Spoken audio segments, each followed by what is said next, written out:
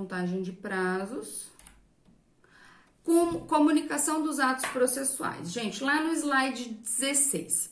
Então, o CPP ele utiliza sem precisão técnica a palavra citação, intimação e notificação como atos de comunicação processual, tá?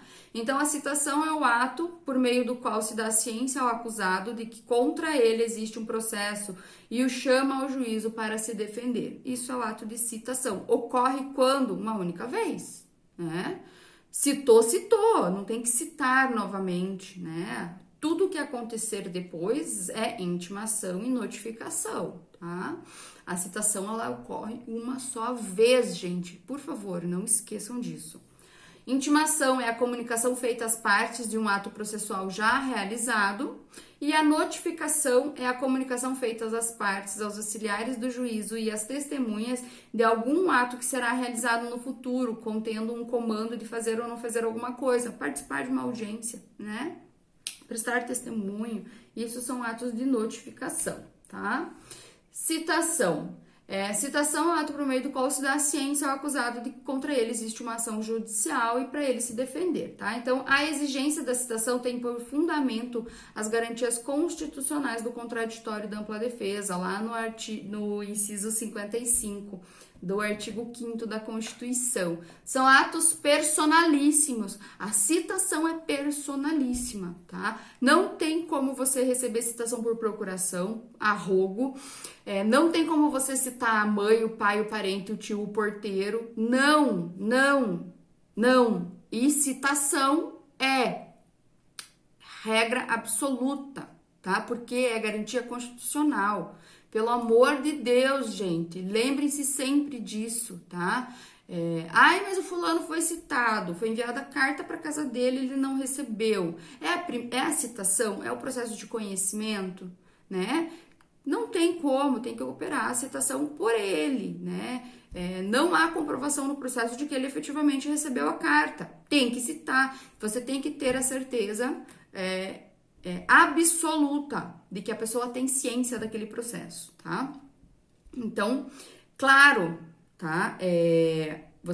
A gente não pode confundir a questão da citação por edital, é uma outra circunstância, tá? Mas se o réu se sabe onde ele tá, se encontra endereços dele com busca no processo, você tem que expedir mandado de citação, tá? Então, citação real por mandado, por carta precatória, por requisição, por carta rogatória e por carta de ordem, tá? Nossa, carta de ordem, gente, nem existe mais carta de ordem, nossa. A gente tinha quer dizer, não existe, mas eu nunca mais vi, né?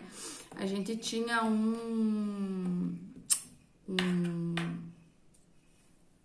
uma divisão dentro do tribunal antigamente, né, quando os processos eram físicos, e eu trabalhei nesse setor, expedindo as cartas de ordem, né, escrevendo elas, já fiz isso também.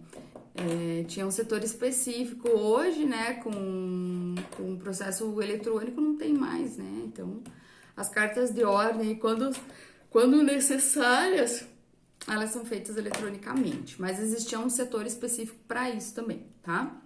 Citação ficta é aquela feita por edital e por hora certa, tá? A citação por edital, gente, é quando o réu ele não é encontrado em lugar nenhum.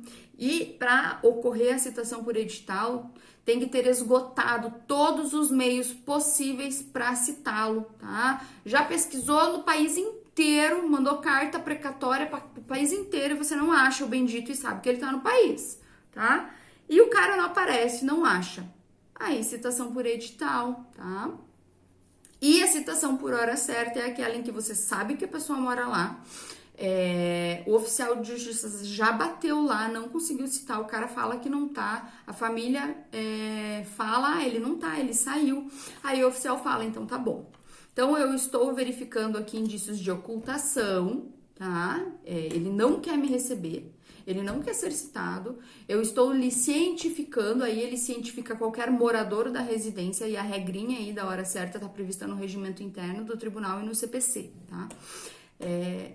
Eu estou te cientificando que amanhã, tal hora, eu estou aqui para citá-lo. Se ele não estiver, eu darei ele por citado, tá? Essa é a situação ficta, então, tá bom, gente? Eu vou finalizar aqui, senão vai ficar muito longa a aula, tá? Eu acho que o vídeo já deve ter dividido. Nossa, vai ficar um monte de videozinho, mas não tem problema, tá? Já volto, gente.